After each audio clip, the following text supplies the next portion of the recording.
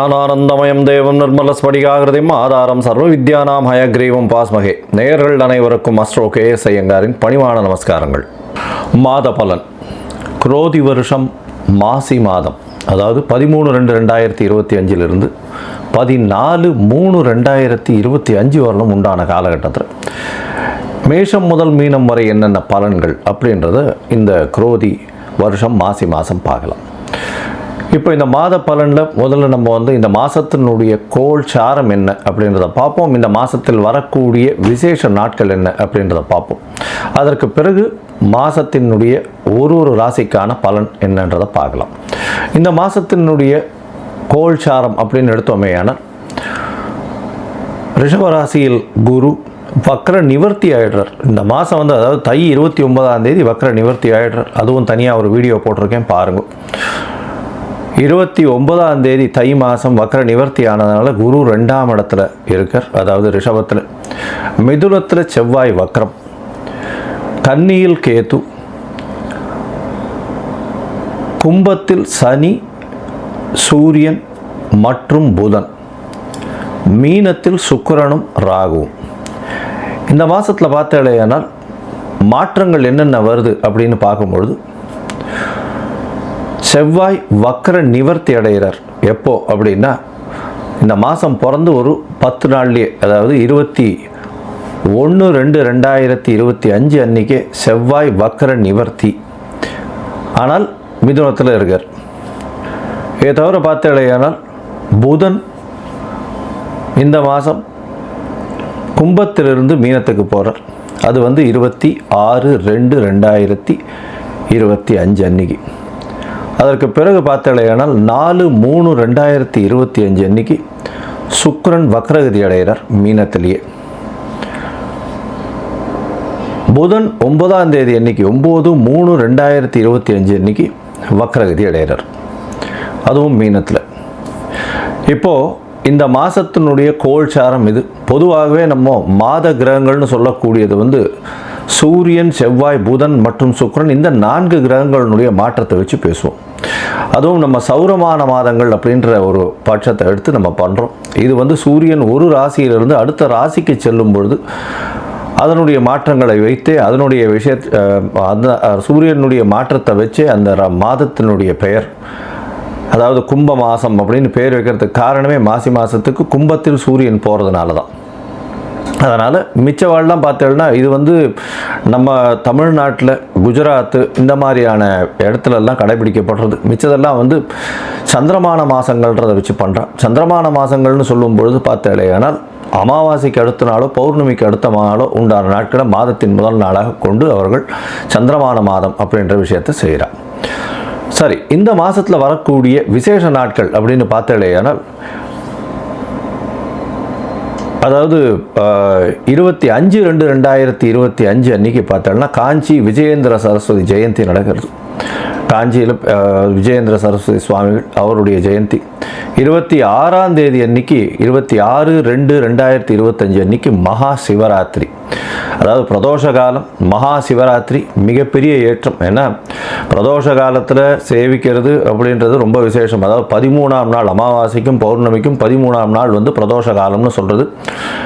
இப்போ வரக்கூடியது 26/2 அன்னைக்கு வரக்கூடியது உங்களுக்கு வளர்பிறை பௌர்ணமி அப்படின்றதுனால கண்டிப்பாக ஒரு நல்ல ஏற்றம் இருக்கும். அதை தவிர பார்த்தாலேனால் அன்றைக்கி மகா சிவராத்திரி அப்படின்றதுனால அந்த சிவராத்திரிக்கு அப்புறமா உங்களுக்கு பனிப்பொழிவு கூட இருக்காது. வெறும் வெளிச்சம், வெயில் தான் அதிகமாக இருக்கும். லாங் டேஸ் தான் இருக்கக்கூடிய வாய்ப்புகள் உண்டு. சூரியனுடைய ஆளுமை ரொம்பவும் அதிகமாக இருக்கக்கூடிய வாய்ப்புகள் மிகவும் அதிகம். அதனால் வெயில் அதிகமாக இருக்கக்கூடிய வாய்ப்பு நிச்சயமாக இருக்கும். இந்த மாதத்தில் பார்த்தோம்னா 28/2/2025 அன்றைக்கி மாசி அமாவாசை. அது ஒரு பெரிய விசேஷம். மாசி அமாவாசைன்றது அமாவாசைன்றது சூரியனும் சந்திரனும் சேர்ந்து இருக்கக்கூடிய, ஒரே பாகையில் இருக்கக்கூடிய விஷயம். இந்த காலகட்டத்தில் சூரியனும் சந்திரனும் சேர்ந்து இருக்கும் பொழுது என்னென்ன யோகங்கள் வரும் அப்படின்றது தனியாக வீடியோ போட்டிருக்கோம், அதில் போய் பாருங்க. இன்ஃபேக்ட் அது நல்ல ஒரு விஷயங்கள். சூரியனும் சந்திரனும், அதாவது யாராவது ஒருத்தர் உச்சமோ ஆட்சியோ இருந்தால்னா நல்ல ஒரு ஏற்றம் கிடைக்கும். இல்லைன்னா சுபர்கள் வீட்டில் இருந்தால்னா நல்ல ஒரு ஏற்றம் கிடைக்கும்.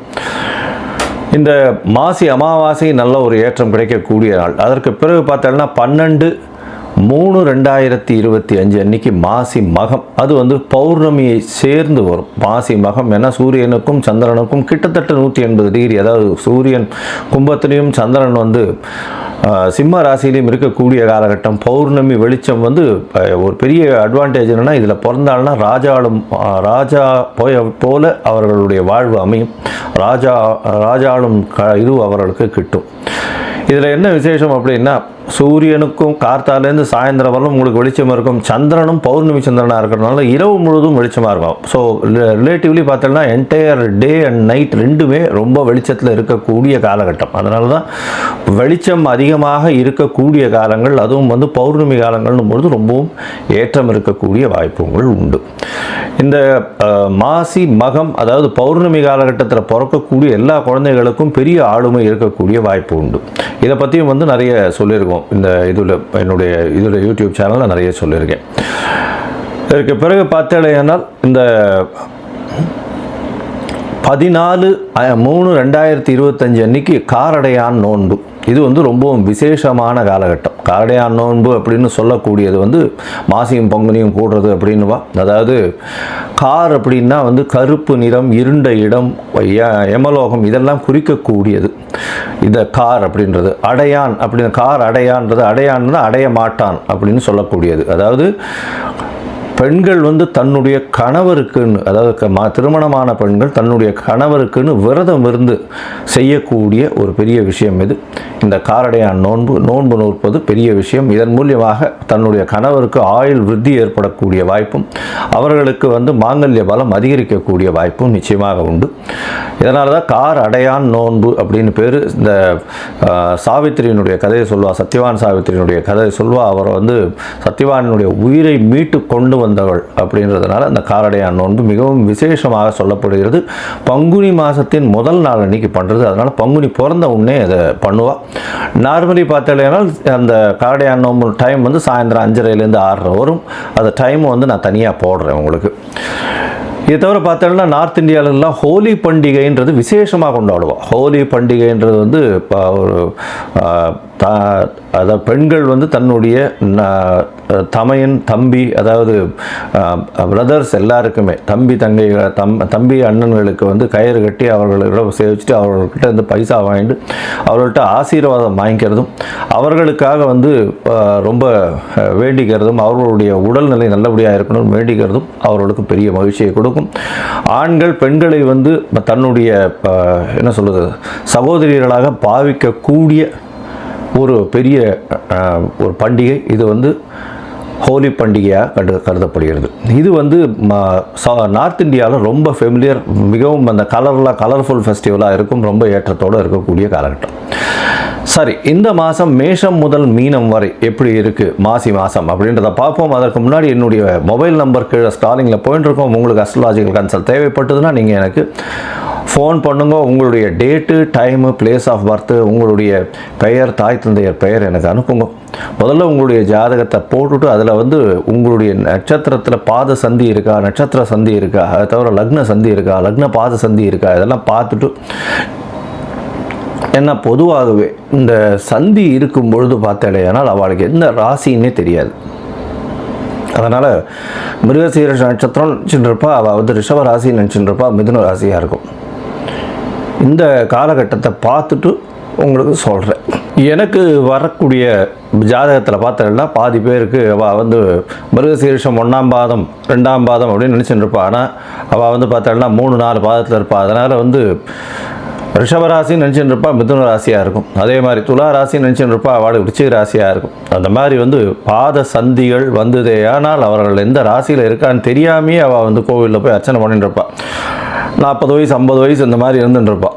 அதனால் முதல்ல வந்து உங்களுடைய நட்சத்திரம், உங்களுடைய நட்சத்திரத்தினுடைய பாதம், அப்போ வந்து என்ன ஆகும் அப்படின்னா, இப்போ நீங்கள் வந்து இப்போ நல்ல நேரம் நடந்துட்டுருக்குன்னு நினச்சிட்டு இருப்பீங்க. ஆனால் உங்களுடைய ஜாதகத்தில் இருக்கக்கூடிய லக்னத்திற்கு பார்த்தாலேயானால் நல்ல நேரம் நடக்கிறது நினச்சிட்டு இருப்பீங்க. ஆனால் உங்களுடைய தசை நல்லபடியாக வேலை செய்யாது. காரணம் என்னென்னா, பாதங்கள் மாறி போய் உங்களுடைய ராசி, லக்னத்தினுடைய லக்னம் இருக்கக்கூடிய ராசி எல்லாமே மாறி இருக்கும். அதனால் முதல்ல வந்து உங்களுடைய லக்னம் சரியாக இருக்கிறதா, லக்ன பாத சந்தி கரெக்டாக இருக்கா, நட்சத்திரம் சரியாக இருக்கா, நட்சத்திர பாத சந்தி கரெக்டாக இருக்கா அப்படின்றத தெரிஞ்சுட்டு உங்களுக்கு அப்பாயின்மெண்ட் கொடுக்குறேன். என்னுடைய கட்டணம் என்னன்றதை சொல்கிறேன், அதை பாருங்கள், அதை அனுப்புங்க. அதை அனுப்பிச்சதுக்கப்புறம் உங்களுக்கு அப்பாயின்மெண்ட் தரேன், அதுக்கப்புறம் பேசலாம். சரி, இப்போ மேஷம் முதல் மீனம் வரை மாசி மாதம் குரோதி வருஷம் 2025 பலன்கள் ஒன்று ஒன்றாக பார்க்கலாம். கடகம், புனர்பூசம், பூசம், ஆயில்யம், இந்த 3 நட்சத்திரம் 9 பாதங்களை கொண்ட ராசி. ராசியின் அதிபதி அதிவேகமாக செல்லக்கூடிய சந்திரபகவான். இந்த குரோதி வருஷம் மாசி மாதம் பார்த்தோன்னா பெரிய ஏற்றமான காலம். என்னடா இது, அஷ்டமத்து சனி வேறு இருக்குது, இந்த காலகட்டத்தில் ரொம்ப ஏற்றமான காலம்னு வேறு சொல்கிறீங்களே அப்படின்னா, உங்களுக்கு வந்து மிகப்பெரிய பாக்யாதிபதி யோகாதிபதினு சொல்லக்கூடியவர், அதாவது பாக்யாதிபதி குரு 9ஆம் வீட்டிற்கு அதிபதி, அவர் வந்து 11ஆம் இடத்துல வக்கர நிவர்த்தி அடைஞ்சிட்டார். மாசி மாதத்தில் பார்த்தோன்னா வக்கர நிவர்த்தி அடைஞ்சது ஒரு பெரிய யோகத்தை கொடுக்கக்கூடிய காலகட்டம். அதுலேயும் வந்து பார்த்தோன்னா பரிவர்த்தனை யோகத்தில் ஆட்சி பெற்று போகிறார். இந்த காலகட்டத்தில் பார்த்தோன்னா உங்களுக்கு எடுத்த காரியங்களில் வெற்றி, வெளிநாடு பிரயாணம் மேற்கொள்ளக்கூடிய வாய்ப்பு உண்டு. படிக்கக்கூடிய குழந்தைகளுக்கு வெளிநாடு போய் படிக்கக்கூடிய வாய்ப்புகள் நிச்சயமாக இருக்கும். மேல் படிப்பு தொடரக்கூடிய வாய்ப்புகள் நிச்சயமாக உண்டு. ராசிக்கு பார்த்தேன்னா 3ஆம் இடத்தில் இருக்கக்கூடிய கேது முயற்சிகளில் இவ்வளோ நாள் ரொம்ப தடங்கள் ஏற்படுத்தியிருப்பார். ஏன்னா வக்கர குருவின் பார்வையினால் அவருக்கு கேதுவை ஒன்றும் பண்ண முடியாது. 3ஆம் இடத்தில் இருக்கக்கூடிய கேதுவை குரு பார்க்கறது நல்ல ஒரு ஏற்றம் கிடைக்கக்கூடிய காலகட்டம். இருந்தாலும் இளைய சகோதரர்களோட சிறு சிறு மனக்கசப்புகள் ஏற்படக்கூடிய காலகட்டம் நிச்சயமாக உண்டு. உங்களுடைய ராசிக்கு பார்த்தோன்னா பொதுவாகவே இந்த மாத கிரகங்கள்னு சொல்லக்கூடிய சூரியன், செவ்வாய், புதன் மற்றும் சுக்கிரன் இந்த மாற்றங்களை வச்சு தான் மாதத்தினுடைய பலன்களை சொல்லும். இந்த மாதம், அதாவது குரோதி வருஷம் மாசி மாதத்தில் பார்த்தோன்னா உங்களுடைய ராசிக்கு 12ஆம் இடத்துல செவ்வாய், அதாவது உங்களுடைய மிகப்பெரிய யோகர்னு சொல்லக்கூடியவர் 5, 10 அதிபதி, அவர் 12ஆம் இடத்துல வக்கரகதியில் இருக்கார். வக்கரகதியில் இருக்கிறதன் மூலியமாக செலவுகள் சற்று கம்மியாகும். இருந்தால் ஒரு 9 நாள் 10 நாளில் 21/2/2025க்கு மேலே செவ்வாய் வக்கர நிவர்த்தியும் அடைஞ்சு 12ஆம் இடத்துல இருக்கார். தூக்கம் பிரச்சனைகள் இருக்கக்கூடிய வாய்ப்புகள் நிச்சயமாக உண்டு. தூக்கம், ஏன்னா 12ஆம் இடத்துல செவ்வாய் இருந்ததுன்னா தூக்கம் வராது, பிரச்சனைகள் வரும், தேவையற்ற கனவுகள் வரும், மன சஞ்சலங்கள் கொஞ்சம் அதிகமாக இருக்கும். இருந்தாலும் புதிய வேலை கிடைக்கக்கூடிய வாய்ப்பு, வேலையில் மாற்றங்கள் இருக்கக்கூடிய வாய்ப்பு, தொழிலில் பெரிய ஏற்றம், தொழிலில் அபரிமிதமான லாபம் கிடைக்கக்கூடிய வாய்ப்பு நிச்சயமாக உண்டு. வேலை நிமித்தமாக வெளியூர் வெளிமாநிலம் செல்லக்கூடிய பாக்கியம் நிச்சயமாக கிடைக்கும். வேலையில் இன்க்ரிமெண்ட் கிடைக்கக்கூடிய வாய்ப்பு உண்டு. அதோடு பார்த்தோம்னா இந்த மாதத்தில் உங்களுக்கு திருமண பாக்கியம் ஏற்படும். திருமணத்திற்கு பார்த்து கொண்டு இருக்கக்கூடிய இளைஞர்களுக்கு கண்டிப்பாக திருமணம் ஏற்படக்கூடிய வாய்ப்பு நிச்சயமாக உண்டு. ஏன்னா உங்களுடைய ராசிக்கு கோச்சார பிரகாரம் குரு 7ஆம் இடத்தை பார்க்கறது நல்ல ஒரு ஏற்றத்தை கொடுக்கக்கூடிய காலகட்டம். அதாவது 2வது திருமணத்திற்கு பார்த்து கொண்டிருப்பவர்கள், அதாவது தனித்து விடப்பட்ட ஆணோ பெண்ணோ இருந்து கல்யாணமாய் முறிவு ஏற்பட்டோ இல்லை வேறு பிரச்சனைகள் மூலியமாக தனித்து விடப்பட்டவர்களாக இருந்தார்களே, ஆனால் அவர்களுக்கு 2வது திருமணம் பண்ணி வைக்கிறதுக்கு பார்த்துன்னு இருந்தீங்கன்னா இந்த காலகட்டத்தில் நிச்சயமாக நடக்கும். அது தவிர பார்த்தோம்னா 9, 11 பரிவர்த்தனை, அதனால் தந்தையின் மூலியமாக அதீதமான செல்வங்கள் வரக்கூடிய வாய்ப்புகள் நிச்சயமாக உண்டு. தந்தையினுடைய சொத்துக்கள் வந்து சேரக்கூடிய பாக்கியம் இந்த மாதத்தில் உங்களுக்கு நிச்சயமாக உண்டு. உங்களுடைய ராசிக்கு பார்த்தலையானால் குழந்தைகள் மூலியமாக சிறு சிறு செலவுகள் இருக்கக்கூடிய காலகட்டமாக அமையப்போகுது. தொழிலில் வந்து அதீதமான இன்வெஸ்ட்மெண்ட் பண்ண வேண்டிய காலமும், தொழிலுக்குன்னு வந்து கொஞ்சம் அதிகமாக பணம் போட வேண்டிய காலகட்டமாக அமையப்போகுது. உங்களுடைய ராசிக்கு பார்த்தோம்னா 8ஆம் இடத்துல குடும்பாதிபதியான சூரியனும் போய் இருக்கிறதுனால குடும்பத்தில் சிறு சிறு மனக்கசப்புகள் வரும். குடும்பத்தை விட்டு பிரிந்து செல்ல வேண்டிய கட்டாயங்கள் வரும். அதனால் வேலை நிமித்தமாக வெளியூர் வெளிநாடு வெளி மாநிலம் அதெல்லாம் போகக்கூடிய வாய்ப்புகள் நிச்சயமாக இருக்கக்கூடிய காலகட்டமாக அமைப்போம். இந்த காலகட்டத்தில் பார்த்தீங்கன்னா உங்களுடைய ராசிக்கு 8ஆம் இடத்துல இருக்கக்கூடிய புதன் அவர் 9ஆம் இடத்துல போகிறார். உங்களுடைய ராசிக்கு 12/3க்கு அதிபதி. அதனால் வந்து எழுத்து பணியில் இருக்கிறவர்களுக்கெல்லாம் நல்ல ஒரு யோகமான காலமாக இருக்கும். வெளிநாடு போய் வரக்கூடிய வாய்ப்புகள் நிச்சயமாக உண்டு. போட்டித் தேர்வு எழுதுபவர்களுக்கு நல்ல ஒரு ஏற்றமான காலகட்டமாக அமையப்போகிறது. இந்த மாதம் பார்த்தோன்னா உங்களுடைய ராசிக்கு 2ஆம் அதிபதி அப்படின்னு குடும்பாதிபதினு சொல்லக்கூடிய சூரியன் சனியோடு சேர்ந்திருக்கிறதுனால சிறு சிறு பிரச்சனைகள் கணவன் மனைவிக்குள்ளே வரக்கூடிய வாய்ப்புகள் நிச்சயமாக உண்டு. பேச்சில் ரொம்ப ஜாகிரதையாக இருக்கிறது நல்லது. அது தவிர பார்த்தீங்கன்னா பண வரவிற்கு பஞ்சம் இருக்காது. இருந்தாலும் பேச்சில் கணவன் மனைவிக்குள்ள சற்று பின்னடைவு இருக்கக்கூடிய வாய்ப்புகள் நிச்சயமாக இருக்கும். இந்த காலகட்டத்தில் பார்த்தீங்கன்னா உங்களுக்கு நல்ல ஒரு ஏற்றம் கிடைக்கும். முயற்சிகள் எல்லாமே வெற்றியடையக்கூடிய காலகட்டம். இருந்தாலும் சில நாட்கள் உங்களுடைய முயற்சிகளை தள்ளி போடுவது நல்லதுன்னு சொல்கிறோம். அந்த சில நாட்கள் எது அப்படின்னா சந்திராஷ்டம நாட்கள்னு சொல்கிறோம். சந்திரன் உங்களுடைய ராசிநாதன், அவரே மனோகாரகனாக இருக்கிறவர். அவர் மனோகாரகர் மறைந்து இருக்கக்கூடிய காலகட்டத்தில் சந்திராஷ்டம காலம்னு சொல்கிறோம். புதுசாக முயற்சிகள் எதுவும் வேண்டாம், வெளியூர் வெளிமாநில பிரயாணம் வேண்டாம்னு சொல்கிறோம். ஒருவேளை பண்ண வேண்டிய காலகட்டாயம் இருந்ததே, ஆனால் சந்திரனுக்கு உண்டான எளிய பரிகாரம் செஞ்சுட்டு பண்ணுறதன் மூலியமாக சந்திராஷ்டமத்தின் தாக்கம் நிச்சயமாக குறையும். இதை தவிர பார்த்தாலேயானால் இந்த மாதம், அதாவது இந்த மாசி மாதத்தில் இந்த எழுத்து பணியில் இருக்கிறவங்க, அதிவேகமாக செல்லக்கூடிய இந்த டிரைவர்ஸு, அதை தவிர ஓட்டுநர்கள், நடத்துனர்கள், அதை தவிர வண்டி வாகனம் ஓட்டுறவங்க, சாப்பாடு எடுத்துகிட்டு போய் கேரியர்ஸ், அதாவது இந்த ஃபுட்டு கேரியர் கொண்டு போய் கொடுக்குறாங்களே இந்த ஸ்விக்கி, இந்த மாதிரியான விஷயங்கள், சர்வீஸ் இண்டஸ்ட்ரியில் இருக்கிறவங்க, அதை தவிர நீர் சம்பந்தப்பட்ட துறையில் இருக்கிறவங்க, அதை தவிர இந்த கூல்ட்ரிங்க்ஸ் இதெல்லாம் எடுத்து கொண்டு போய் கொடுத்துட்டு வர்றவங்க, அது தவிர இந்த எளிதில் அழுகும் பொருட்கள்னு சொல்லக்கூடிய பால் மற்றும் காய்கறி, இந்த மாதிரியான விஷயங்கள் வியாபாரம் பண்ணுறவங்க, இவங்களுக்கெல்லாம் நல்ல ஒரு ஏற்றம் கிடைக்கக்கூடிய காலகட்டமாக அமைய போகிறது. அது தவிர பார்த்தாலேனா இந்த அழகு சாதன பொருட்கள் விற்கிறவங்க, இந்த பியூட்டிஷியன்ஸ், இவங்களுக்கு திடீர் யோகம் வரக்கூடிய காலகட்டமாக அமைய போகிறது. இந்த மாதம் உங்களுடைய ராசிக்கு சந்திராஷ்டம காலம்னு சொல்லக்கூடியது, அதாவது பொதுவாகவே இந்த சந்திர பகவான் 8ஆம் இடத்துல மறைஞ்சிருக்கக்கூடிய காலகட்டத்தை சந்திராஷ்டமம்னு சொல்கிறோம். சந்திராஷ்டம காலகட்டத்தில் மதிகாரகனான சந்திர பகவான் மறைஞ்சிருக்கிறதுனால புதிய முயற்சி வேண்டாம், வெளியூர் வெளிமாநில பிரயாணம் வேண்டாம்னு சொல்கிறோம். ஒருவேளை நீங்கள் பண்ண வேண்டிய கட்டாயத்தில் இருந்தால் சந்திர பகவானுக்கு உண்டான எளிய பரிகாரத்தை பண்ணிட்டு பண்ணுறது ரொம்ப நல்லது. சந்திரனுக்கு ஒரு எளிய பரிகாரம்னு சொல்லக்கூடியது அருகில் இருக்கக்கூடிய விநாயகருக்கு ஒரு 10 குடம் தண்ணி கொண்டு போய் கொடுங்க. அவர்களை அபிஷேகம் பண்ணுறதுக்கு அது ஒரு நல்ல ஏற்றத்தையும் மாற்றத்தையும் உங்களுக்கு கொடுக்கும். இந்த மாதம் பார்த்தீங்களேனால் நீங்கள் திருநெல்வேலியில் இருக்கக்கூடிய நெல்லையப்பர் கோவிலுக்கு போயிட்டு வாங்க. நெல்லையப்பர் காந்திமதியை சேவிச்சுட்டு வாங்க. நல்ல ஒரு ஏற்றம் கிடைக்கக்கூடிய காலகட்டமாக இருக்கும். மொத்தத்தில் பார்த்தாலேனா இந்த கடகராசிக்காரர்களுக்கு உடல் நிலையில் ஏற்றம் இருக்கக்கூடிய காலகட்டம். தொழிலில் அபரிமிதமான மாற்றங்கள் வரும். தொழிலில் பெரிய பண லாபங்கள் கிடைக்கக்கூடிய காலகட்டம். திருமண பாக்கியம் ஏற்படக்கூடிய காலகட்டம். திருமணத்திற்கு நிச்சயமாக வாய்ப்புகள் மிகவும் அதிகம். குழந்தை பிராப்தி ஏற்படக்கூடிய பாக்கியம் நிச்சயமாக உண்டு. முயற்சிகள் எல்லாமே வெற்றி பெறக்கூடிய வாய்ப்புகள் நிச்சயமாக இருக்கும். தந்தையின் சொத்துக்கள் வரக்கூடிய வாய்ப்புகள் நிச்சயமாக உண்டு. எது எடுத்தாலும் வெற்றி பெறக்கூடிய வாய்ப்புகள் உண்டு. சற்று தூக்கம் களையக்கூடிய வாய்ப்பும், உடல் நலத்தில் சற்று பின்னடைவு இருக்கக்கூடிய வாய்ப்பும், தாயின் உடல்நிலையில் நல்ல ஒரு ஏற்றம் இருக்கக்கூடிய வாய்ப்புகளும், தந்தையின் உடல்நிலையில் சற்று பின்னடைவு இருக்கக்கூடிய காலகட்டமாக இந்த மாதம் அமைய போகிறது.